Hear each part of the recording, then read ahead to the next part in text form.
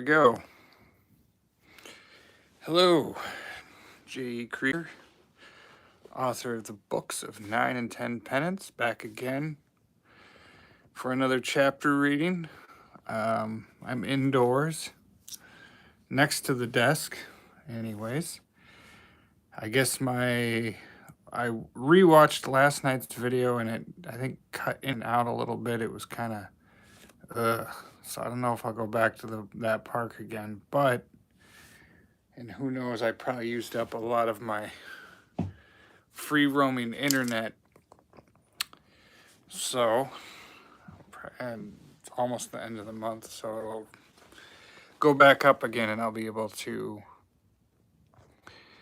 roam about again at parks and do live readings.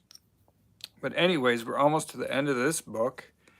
And I don't know what to do after that, but if you looked at the piece of art on the thumbnail for this video, it's a piece of art I did from this book, the magic paintbrush, which I'll be reading from tonight, and I thought it'd be fun to look at a painting I've got. You know, we can pretend it's Fragonard. Anyways, we'll be reading from it. I got my other books set up here, and we'll be reading from the Algebraic Equation of a Madman tonight. But yeah, you can check out on Kindle. The Kindle version has all the art in it, and it has the Escher print that I made, drawing, and you can check that out, and which pairs nicely with this chapter. Now, if I can, here it is. The Algebraic Equation of a Madman. So last night we left off, we were, Stefan Vermeer and Aidan Fragonard were in the museum viewing art. And so now, let's see, in the chapter before that, Bourdon had handed off the second magic paintbrush to Aidan Fragonard, and Fragonard is now going to go search for the kingdom's paint so he can make a painter's palette of his own and duel it out with Botticelli. And of course, this should be a fun chapter. I had a lot of fun writing it. It's called The Algebraic Equation of a Madman. And I think this is kind of a long chapter, so I'll just start reading. But yeah, and yeah, tomorrow night I suppose is the last reading from this book. After that, I'll probably keep doing live videos. I just don't know what I'll end up making them on. But I might read from one of these books. But I'll talk at the end of the video. I'll get into the chapter. This should be fun. Though Bourdon held the key to my freedom, there were still a few questions that went unanswered. I had to know, so I asked. Bourdon, how exactly did you find me then? After about a year or so of chasing stories of Botticelli's magic from town to town, led by the ever-changing stars above, I arrived in the outskirts of your village. On my walk through your countryside, I ran into a man who had gotten his cart stuck in a black oily mirror. I helped him get back on his feet. He seemed like an ornery old buffoon, nodding his head and grunting a lot. After he brushed himself off, he introduced himself to me as Grantwood, of the once hard-working kingdom of Fragonard. Before we parted ways, he told me your story. And your father, Bourdon, did you ever find him? Unfortunately so. I showed up in town just in time to watch as Botticelli set my father and all of your kingdom's creative efforts to a flame. It was a most horrific sight, one I will never forget nor forgive him for. Hello. I'm sorry for your loss. I wish there was something more I could do. It's too late for that now. The important thing is that we find a way to save Rayburn and see to it your father's fate does not end up the same as mine. Don't worry, we will. So how did you manage to break through to the dungeon? I'm going to need a way to escape this cell once you paint these chains off of me. It wasn't an easy task. I thought I'd never find you. Then late one evening, as I was taking a stroll around the courtyard, a sinkhole opened up and presented itself to me, and so I took my advantage. By the way, there were these gigantic oily worms I had to avoid on the way in. No, no doubt a part of Botticelli's magic and attempts to maintain his flower bed. Yes, I'm sure that's the reason for him.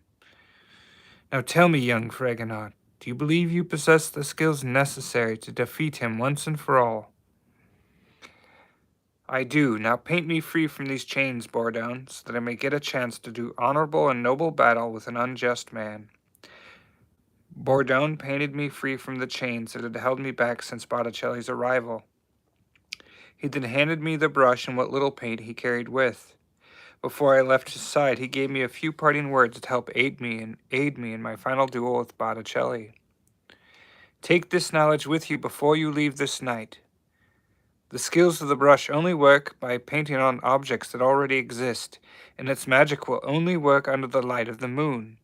So if you are still in the midst of your duel when the sun begins to rise, be sure to choose wisely what you decide to paint. Now go, young Fragonard, and come back to this cell when you are through with him as our father's victors.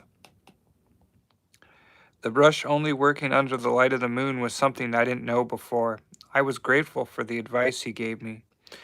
I promised Bourdon I would come back as our father's victors and restore his Picasso of a face back to normal.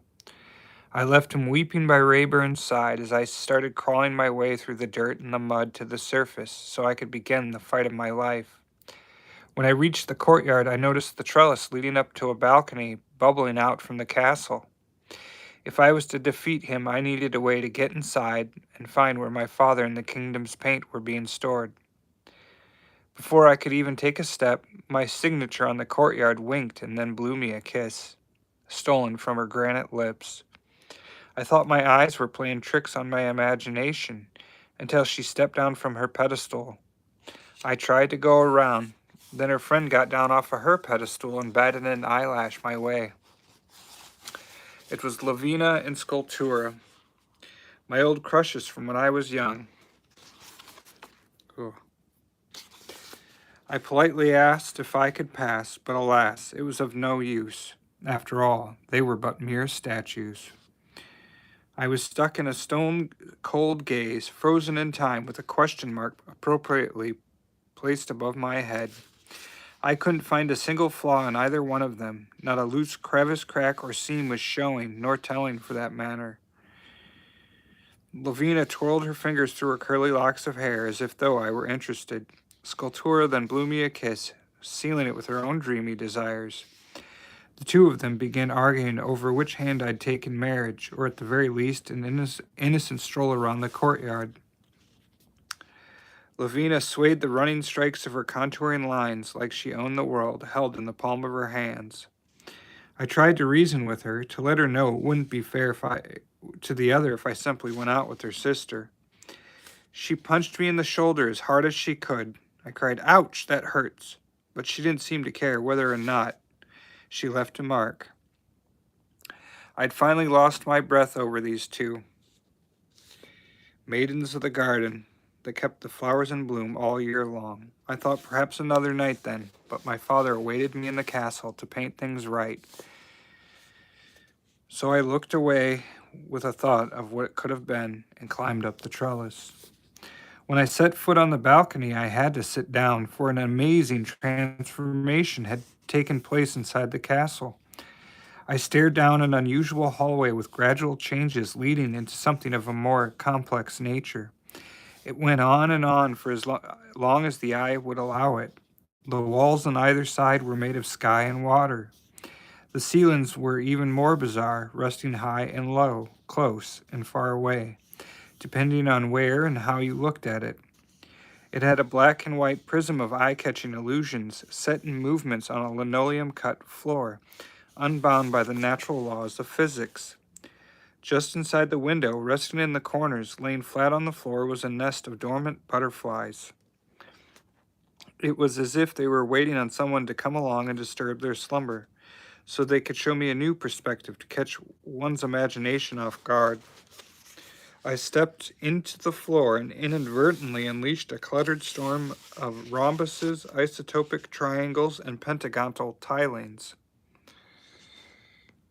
Liberated from their placid geometric design, the butterflies sprawled out like a spider web, taking flight, dividing, and developing into new forms.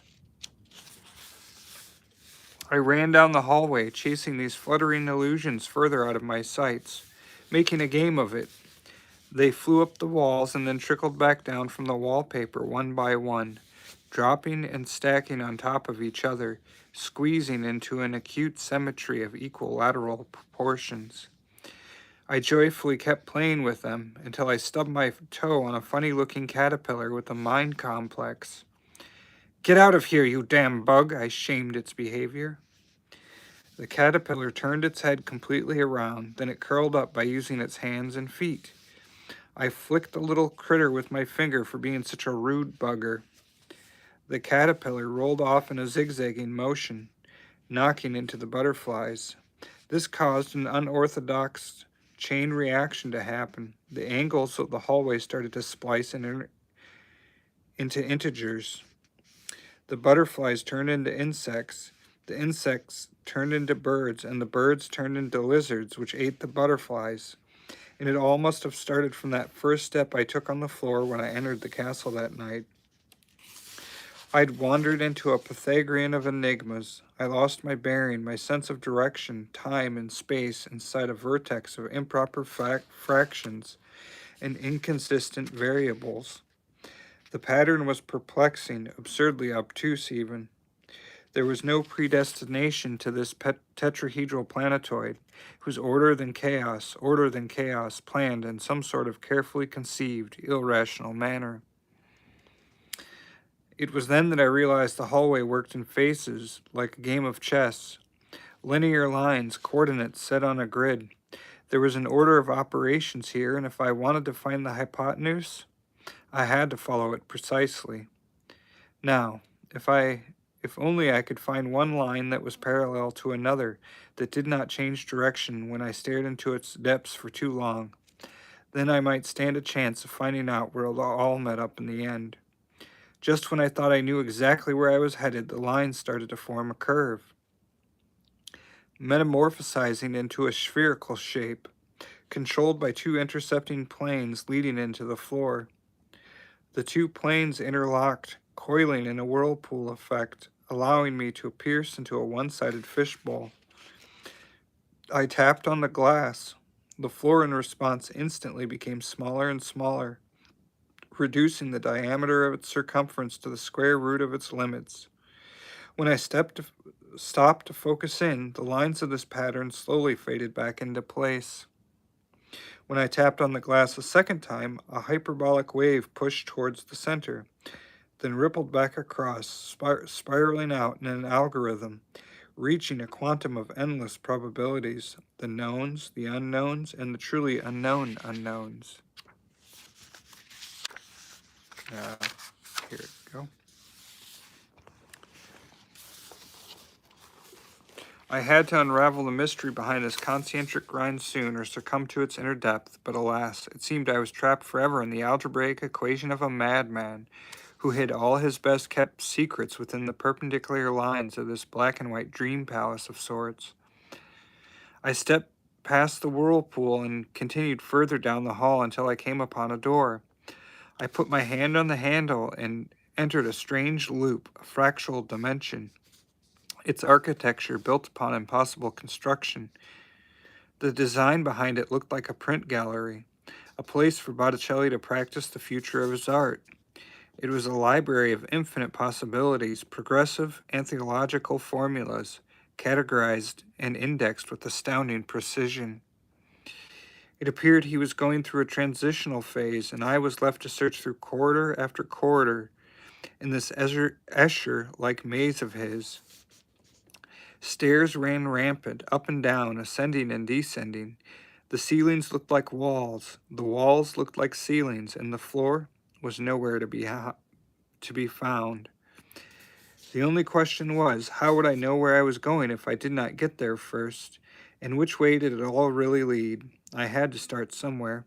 You very well can't get anywhere if you feel you are going nowhere. I walked down, which led up. I walked up, which led sideways. It was a jester and a jackal's game. I guess I may never truly know where I stood that night in Botticelli's room of lost perspective points. I ended up somewhere in the middle of where this had all started. It was then that I realized there was a repeating pattern at every interval, every scale down to the smallest of details. There were logical truths to this room after all, where one finds oneself where one started off, a picture appearing within itself repeatedly, if you will. So I tried not to climb this mountain of stairs by stepping on what was below me, but instead I pulled myself up from what was above.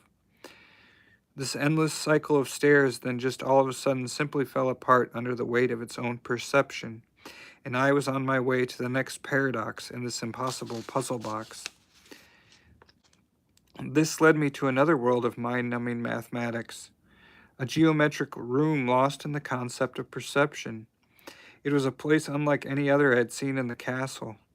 The stars and heavens above made up the walls to this other world.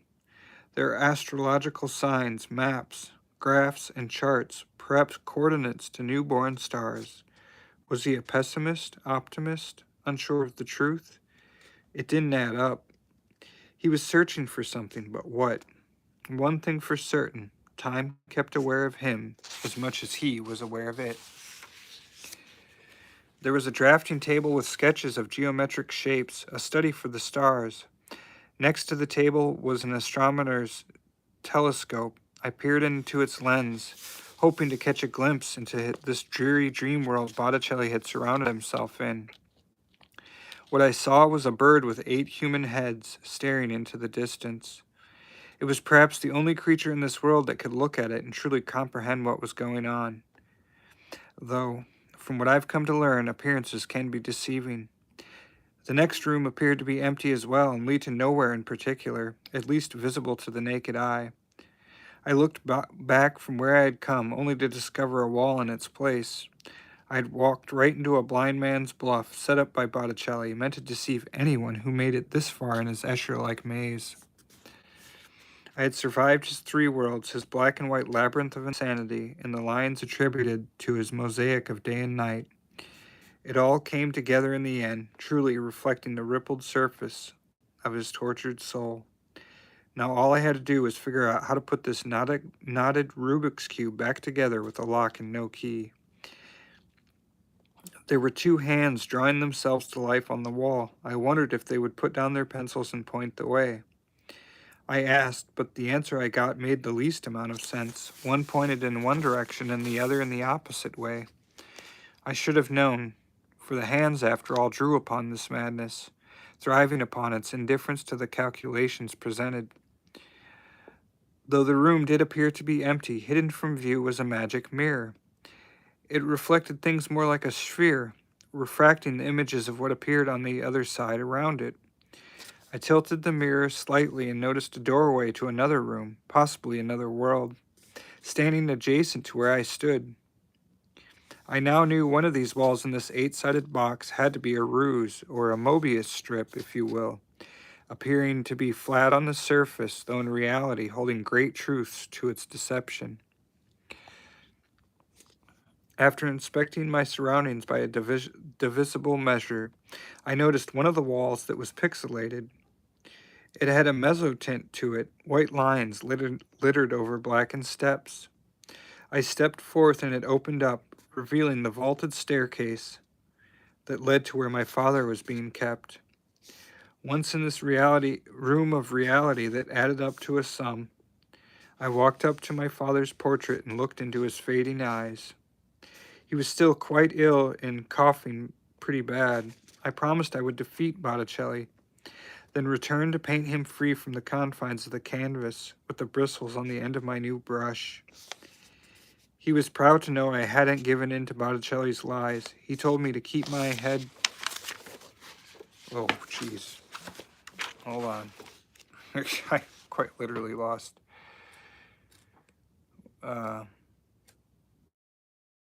Here we go. Head held high, and to not treat him the way he treated us, for a Fragonard has nobility on their side. I assured him on my honor as a hard-working prince and humble servant of the people. I didn't have time to waste, so I painted the magic lock off the door where the kingdom's paint was being stored. Then I laid it all out before me in a circle and started mixing up a palette worthy enough to combat against Botticelli's egocentric nature. There was every color of the rainbow in my arsenal you could think of: midnight blue, fiery orange, rosy red, verde green, cadmium yellow, a plethora of violets and purples, and many other shades and hues. When the work was through, I turned to my father and told him I would return to his side by the time the sun rose over our once glorious fields, free from his treachery and his magic. Then I climbed out the window, ready to begin the battle of my life, with wet paint dripping from my brush. On the walk through town, I could still hear Lavina and Sculptura arguing over me in the courtyard. I knew their battle was an epic one indeed, worthy enough to be written down in a love letter sent to the heavens above. But the battle between me and Botticelli was going to be something that may very well shape the entire universe and determine its fate from then on.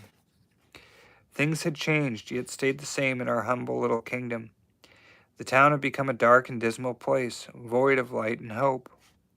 The homes were sketched out in graphite, the roads partially paved in a wash of dirty brown and charcoal. I remember walking past the grand row of trees Botticelli painted on either side of the main road. They were no longer lush and full of green character, fit for the birds that used to nest in them, but morbid and empty, just like Botticelli. When I made it to the edge of town, I found a vine hanging down from the castle walls. I latched on and climbed my way up. At the top, I looked out into a world beaming with color and hope. Botticelli had turned our once meager fields into his fabled island, his depiction of a dream palace of sorts, shared by only his callous thoughts. There he was in the distance on top of a hill, resting before another, sleeping underneath the shade of that tree he was so fond of. Near him was the tree stump he'd helped me to remove them from the fields. Surrounding the two hills was his world of strange and surreal oddities he painted to make himself feel at home in our kingdom. There were the trees with leaves made up of many different shapes and shades. Dotted all over the landscape were the pools of mystical colors he so fondly talked about. Rocks everywhere seemed to randomly get up from their spots and walk away. It truly was a beautiful dream, though it was not his own. He masterfully borrowed it.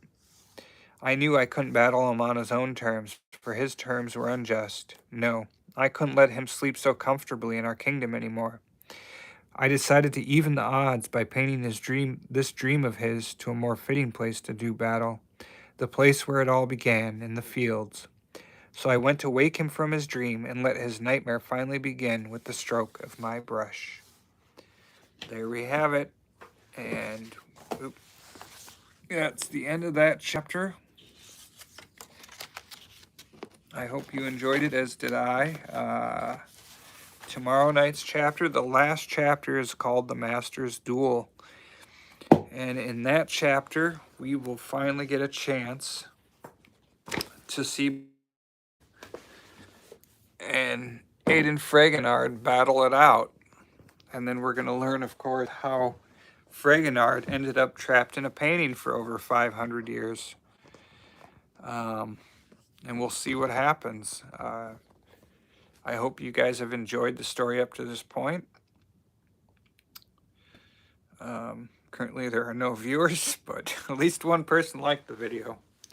But yeah, it's up on Kindle right now, but if you are watching the series and you have enjoyed it up to this point, I hope you will at least share it with someone who might like it, or, go check out the Kindle Reads version and maybe leave me a review. And if anybody's got any ideas, if you are watching this, after tomorrow night, I won't have anything else to read, so really not sure what to do next, but I want to keep making these videos. And I might next week go over one of my poetry books and read from one of them. We'll do that for a night and see how that goes. But there you have it. Yeah, I guess that's about it.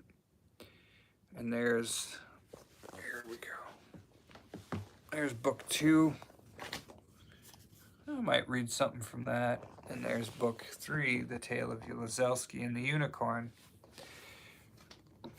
But yeah, after tomorrow night, that'll be the last chapter. So, still not sure what. That'll probably be the end of it for this week.